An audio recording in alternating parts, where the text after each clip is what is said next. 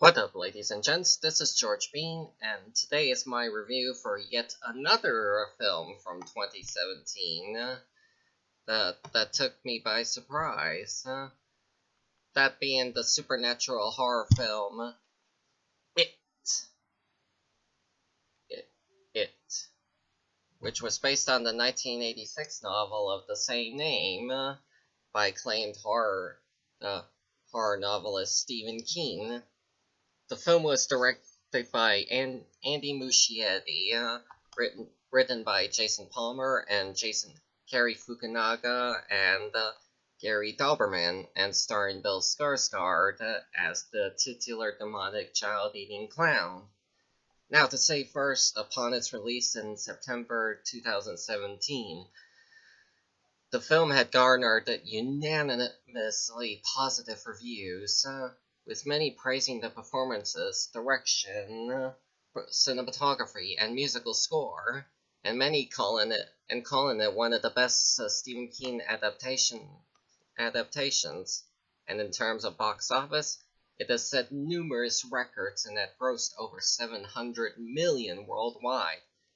Thus, when unadjusted for inflation, it is the highest-grossing horror film and the third highest-grossing R-rated film of all time, behind Deadpool and The Matrix Reloaded. Now for the plot. The film, set in 1989, with the summer season beginning in the midst of a series of murders ravaging their hometown of Derry, Maine, a group of preteen kids known as the Losers Club, which is composed of 6 or 7 kids, all having similar bullying problems, find themselves banding together when they realize that their hometown is being haunted by an ancient evil shape-shifting entity, whom they refer to as It, who primarily takes the appearance of a clown named Pennywise the Dancing Clown. But as the summer progresses, the Losers Club find that they'd also have to fight their own personal inner demons in order to survive their battle against It. Now, to sum things up, in terms of the film's development, cast, and end result, I'll start with it all right now. I'll give you the lowdown. I read that Warner Brothers was originally going to develop this film as one single 2-hour-long film before they eventually decided to go for making it as a 2-parter, thankfully. I believe having to cram this story from a 1,300-page book into a single 2-hour-long film would not have helped it much. They almost would have had to cut out a fuckload of material from the book. It's kind of like what had almost happened in the 1970s when director John Boorman had attempted to adapt The Lord of the Rings into a single 2-hour-long film. That would have meant cutting out a lot of stuff from the book. We all should be grateful that Lord of the Rings was eventually adapted into a 3-film trilogy, a trilogy of 3-hour-long films by Peter Jackson. Same thing for the movie It. And the single 2-hour film attempt was being done in 2009 by David Kachganich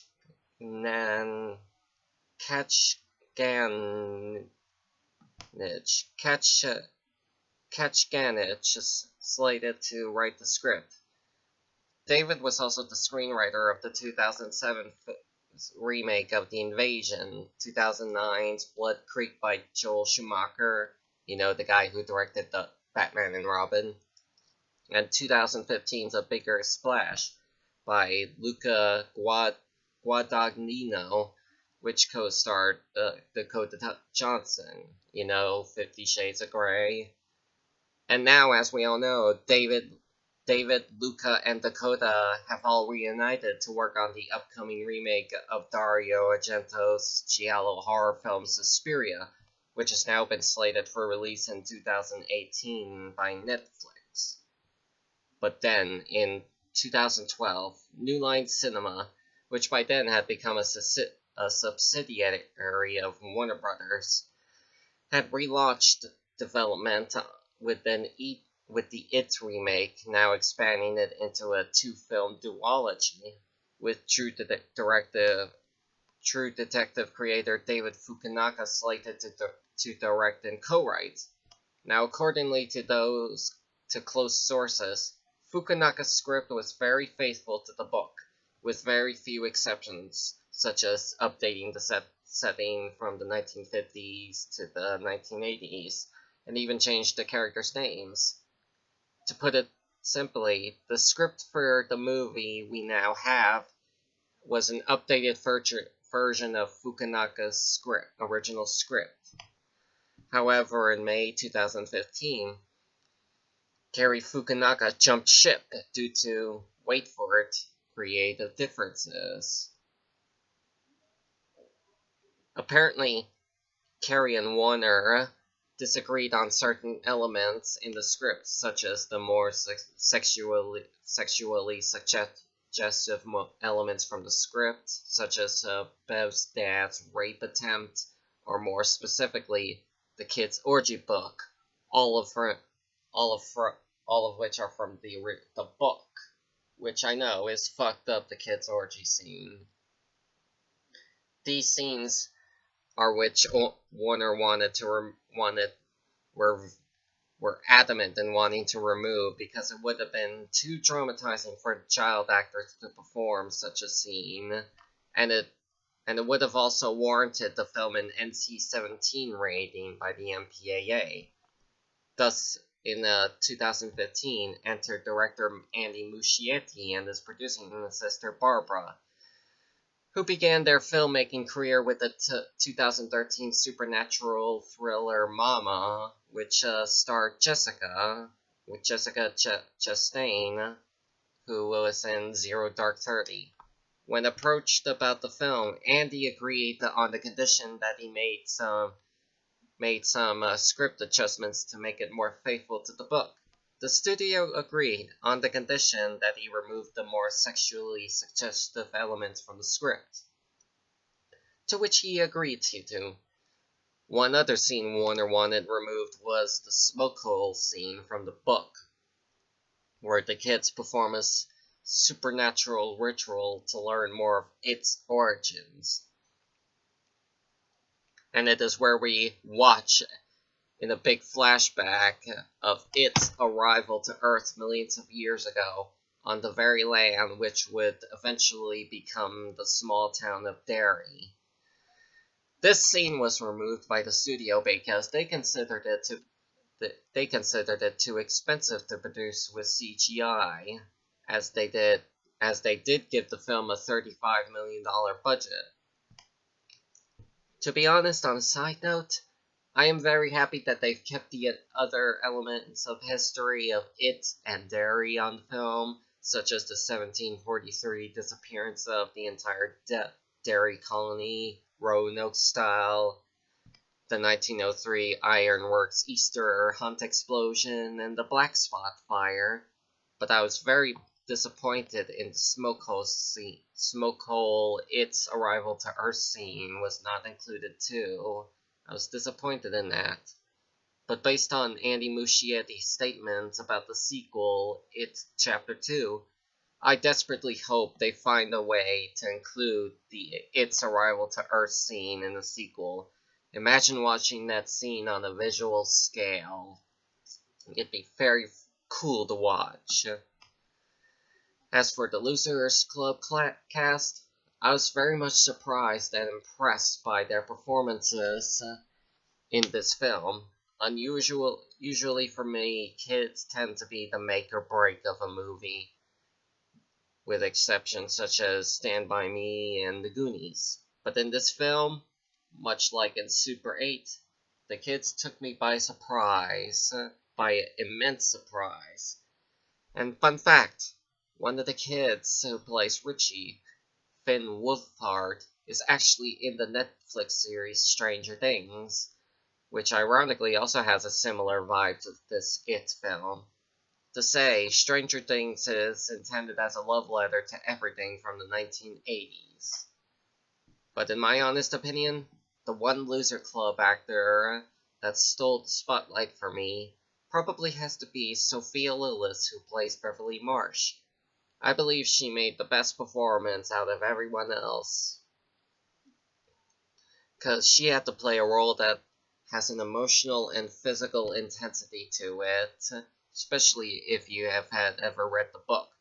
I believe Sophia Lillis has a very, very bright future in her acting career if she keeps it up.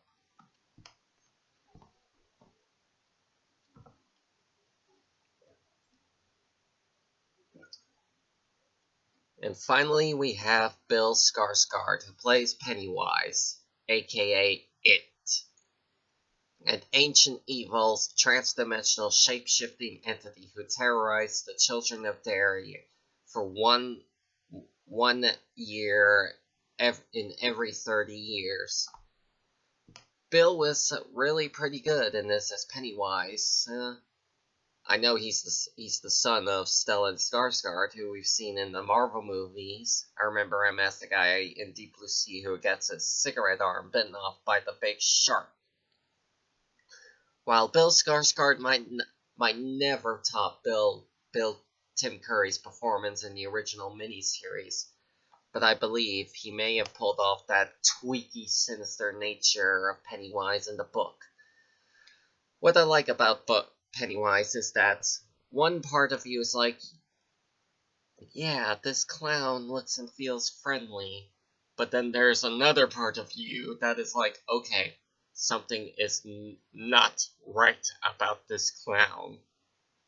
That kind of sense which Pennywise easily oozes off of him. I love it when he says, "We all float down here. You'll float down here. We all float down here." Yes, we do. That's possibly my favorite line from him. And I also prefer what Andy Muschietti has said of wanting to make the sense of dread that grows in Derry part of the dread of Pennywise, to which he once stated that he's not just a character that can shapeshift, his influence is all around. The anticipation of him is almost scarier than the actual Pennywise scares. I believe it is a very smart choice to focus more on the anticipating dread of the monster, as proven perfectly well in Robert Wise's The Haunting and Stanley Kubrick's The Shining.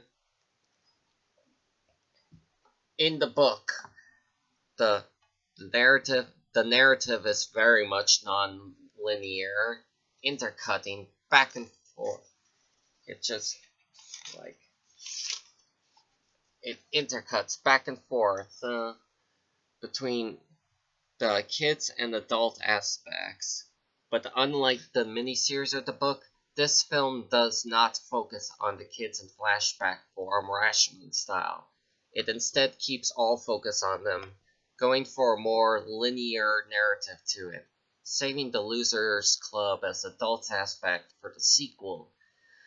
I honestly like that this film goes for that, because without the adult aspect, there is a sense of danger we could actually feel for the kids. And for anyone who hasn't yet read the book nor watched the miniseries, it can make us feel frightened that at least one of the kids may end up being killed by it. Now, in all honesty, I honestly prefer this film over the 1990 miniseries. This film very much feels much more lively, more energetic. The kids were much more fun to watch, and again, more energetic than their 1990 miniseries counterparts. In this film, it feels like you're watching a fun 80s scary movie for teens and young adults to enjoy in a huge cinema film, much like how I did in my experience in seeing in this movie.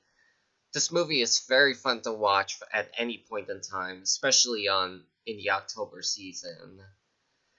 And in a way, given that the that the studio that developed this film was New Line Cinema, it almost feels like they were making another Nightmare on Elm Street.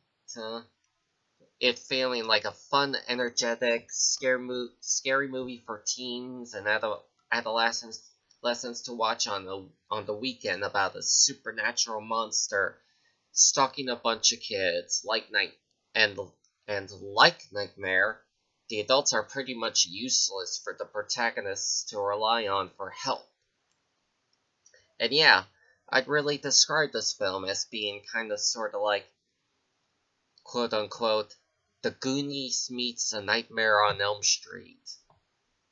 Yeah, I think that sounds about right. And in all honesty, tonally, this movie actually reminds me of Scream. It's scary enough to make you jump in fright, but it is also humorous enough to make you laugh and chuckle a bit in some points here and there in the movie. It's a roller coaster thrill ride. And yeah, after this film, I am excited for the sequel, which is titled It Chapter 2, which has been scheduled for release in September 2019. I am a bit saddened that it will not focus on the kids again, but according to Muschietti, the kids will be featured again, but only in flashback form, and which I am okay with in a way. And not only that, but he said that it would also feature more of its history with Derry, and possibly even feature in some form the smoke hole scene from the book, though albeit changed drastically.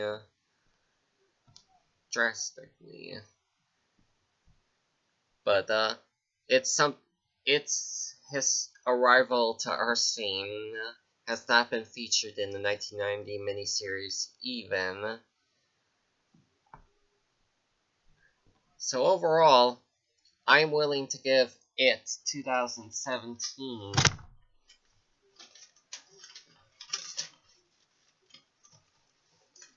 Hold on.